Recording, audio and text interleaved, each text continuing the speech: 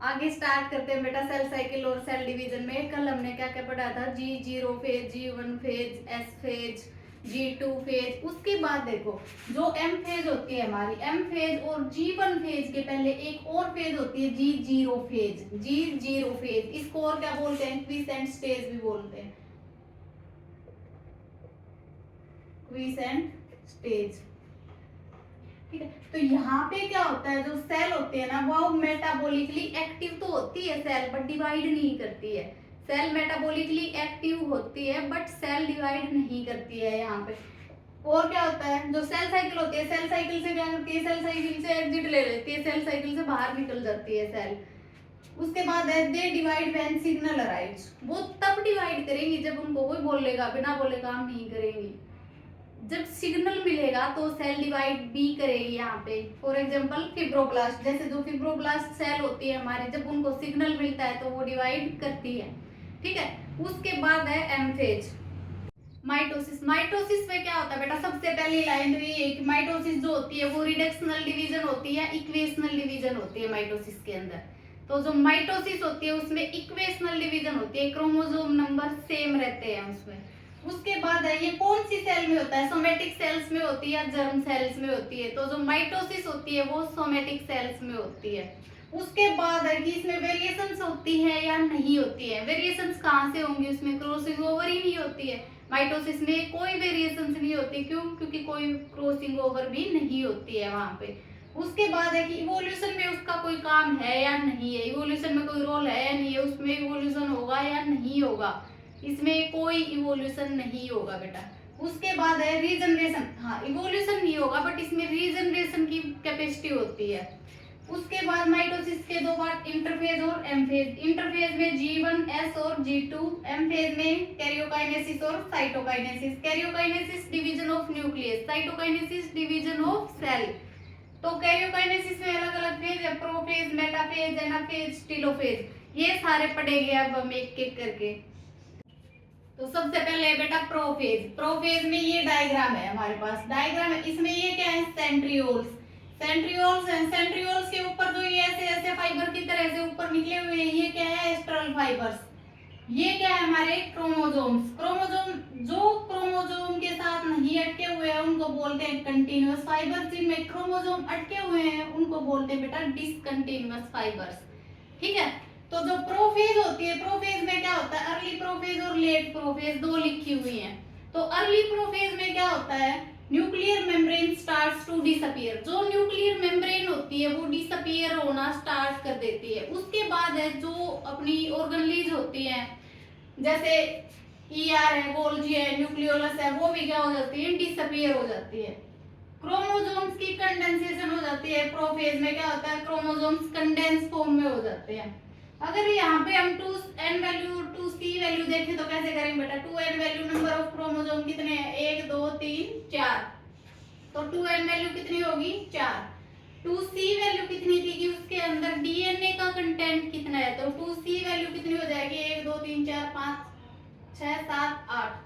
2c क्या हो जाएगी, डबल 8। ठीक है, उसके बाद लेट प्रोफेज में क्या होता है, जो न्यूक्लियर मेम्ब्रेन होती है वो कंप्लीटली डिसअपीयर हो जाती है। लेट प्रोफेज में जो न्यूक्लियर मेम्ब्रेन होती है बेटा वो कंप्लीटली खत्म हो जाती है वहां से। उसके बाद स्पिंडल फाइबर्स, स्पिंडल फाइबर जो होते हैं वो अटैच होते हैं क्रोमोसोम से थ्रू काइनेटोकोर्स। किसके थ्रू अटैच होते हैं बेटा, काइनेटोकोर्स के थ्रू। सेंट्रियोल्स हैं, सेंट्रियोल्स कहाँ पे हमारे, ये सेंट्रियोल्स हैं। सेंट्रियोल किधर मूव कर रहे हैं, टुवर्ड्स पोल, पोल की तरफ होते हैं। ये आ जाएगी सेंट्रियोल कहाँ पे होते हैं, तो सेंट्रियोल मूव टुवर्ड्स पोल। ठीक है, मेटाफेज, मेटाफेज में क्या होगा बेटा, मेटाफेज में एम से मेटाफेज, एम से मिडल, एम से मोर्फोलॉजी। जितने भी क्रोमोसोम्स होते हैं हमारे वो सारे कहाँ पे आ जाते हैं, बीच में आ जाते हैं, ऐसे इक्वेटोरियल प्लेट पे। जो क्रोमोसोम्स होते हैं सारे कहाँ पे आ जाते हैं, ऐसे बीच में एक साथ आ जाते हैं। तो अगर ये आ जाए कि ये एक साथ कहाँ पे आते हैं, क्रोमोसोम इक्वेटोरियल प्लेट पे, तो कहाँ पे आते हैं, मेटाफेज में।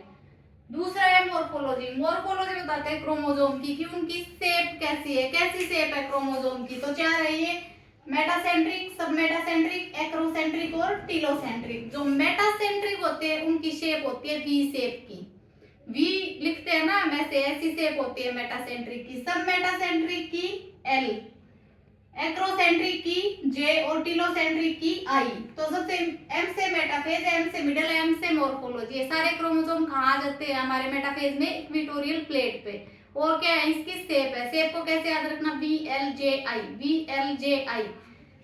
मेटासेंट्रिक, सब मेटासेंट्रिक, एक्रोसेंट्रिक और टीलोसेंट्रिक। ठीक है, उसके बाद है एनाफेज। एनाफेज में क्या होता है बेटा? एनाफेज आनाकानी, कोई काम नहीं इसको ढंग से करना। एनाफेज में क्या होता है? जो सेंट्रोमियर होते हैं हमारे, वो किसको फेस कर रहे हैं? सेंट्रियोल्स को। एनाफेज में सेंट्रोमियर किसको फेस कर रहे हैं? सेंट्रियोल्स को। दूसरी क्या है इसमें? ये आ जाता है कि स्प्लिटिंग ऑफ सेंट्रोमियर किस में होती है, या फिर सेपरेशन ऑफ सिस्टर क्रोमेटिड्स भी बोल देते हैं। किसी भी लाइन में क्वेश्चन पूछा जा सकता है।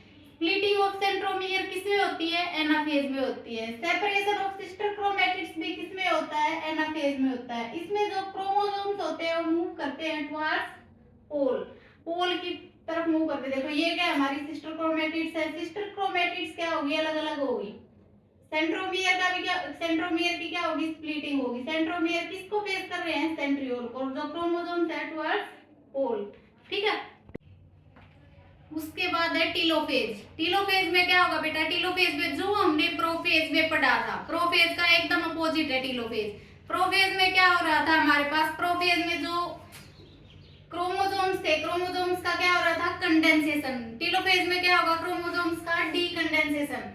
ये क्या हो रही थी? वहां पे डिसअपियर हो रही थी। अपनी जो ऑर्गेनलीज थी, ER, गोल्जी, न्यूक्लियोलस, ये सारी क्या हो रही थी?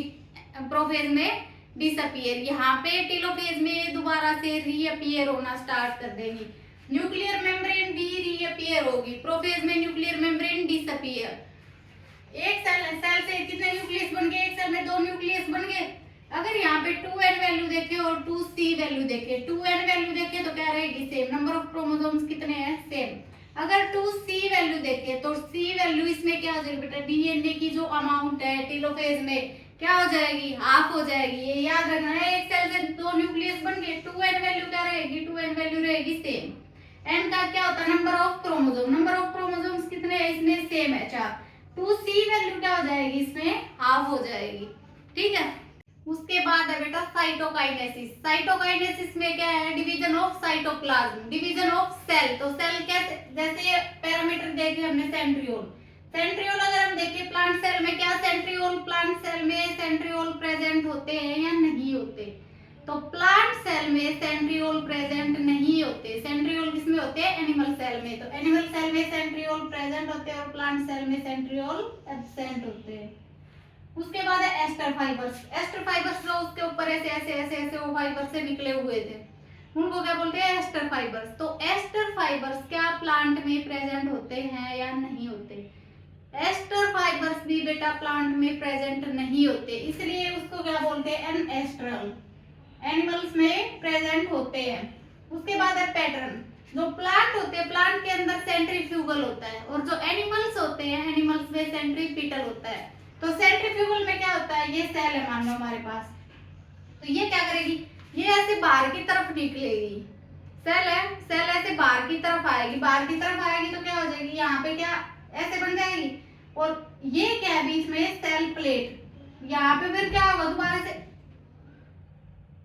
ये हो जाएगा सेल डिवीजन। यहाँ क्या होगा? ऐसे सेल्स बन जाएंगी हमारी। ये किससे कनेक्टेड है? प्लाज्मोडेस्मेटा। प्लाज्मोडेस्मेटा को साइटोप्लाज्मिक कनेक्शंस भी बोलते हैं बेटा। बीच में क्या है? ये मिडल लेमेला। मिडल लेमेला जो इनको जोड़ के रखता है। और जो मिडल लेमेला होता है वो किससे बना हुआ होता है? हमारा मिडल लेमेला कैल्शियम पेक्टेट से। मिडल लेमेला किससे मिलके बना हुआ होता है बेटा? कैल्शियम पेक्टेट से। जोड़ के कौन रखता है इनको? प्लाज्मोडेस्मेटा। ठीक है, ये होती है सेंट्रीफ्यूगल अरेंजमेंट। उसके बाद है सेंट्रीपिटल। सेंट्रीपिटल में क्या होता है? ये सेल है, इसमें सेल कहाँ जा रही थी? सेंट्रीफ्यूगल में सेल बाहर जा रही थी। उसमें सेल क्या होगी? उसमें सेल ऐसे अंदर जाएगी। ये सेल ऐसे अंदर जाएगी। अंदर जाएगी तो क्या बनेगा? यहाँ पे फरो बनेगा, ऐसे फरो, और सेल क्या हो जाएंगे? हमारी 2 अलग अलग सेल बन जाएंगे। ठीक है, ये है बेटा प्लांट्स में। एनिमल्स में, प्लांट में सेंट्रियोल नहीं होते, एनिमल में सेंट्रियोल्स होते हैं। प्लांट्स में एस्टर फाइबर्स भी नहीं होते, एनिमल्स में हमारे पास एस्टर फाइबर्स होते हैं। पैटर्न कैसा होता है? प्लांट्स में सेंट्रीफ्यूगल होता है और एनिमल्स में सेंट्रीपिटल होता है। ठीक है, उसके बाद है बेटा सिग्निफिकेंस। सिग्निफिकेंस क्या है? सिग्निफिकेंस में जैसे कोल्चिसिन है। कोल्चिसिन क्या होता है? कोल्चिसिन एक माइटोटिक पॉइजन होता है। कोल्चिसिन क्या होता है बेटा? कोल्चिसिन एक डिवीजन होता है और ये क्या करता है, मेटाफेज में अरेस्ट करता है सेल्स को। कोल्चिसिन क्या करता है, arrest cell division at metaphase. Colchicine क्या है बेटा, माइटोटिक पॉइजन है, सेल डिवीजन को अरेस्ट करता है मेटाफेज में। अगर सेल डिवीजन को अरेस्ट करेगा मेटाफेज में तो वहां पे एन्यूप्लॉइडी होगी या पॉलीप्लॉइडी होगी। तो वहां पे क्या होगी बेटा, पॉलीप्लॉइडी होगी। क्यों, क्योंकि बहुत सारी सेल्स है वहां पे। और ये कोल्चिसिन जो है ये लिया कहां से गया है, कोल्चिकम से। ठीक है, तो ये हमारी माइटोसिस बेटा। उसके बाद कल हम पढ़ेंगे मियोसिस। Thank you.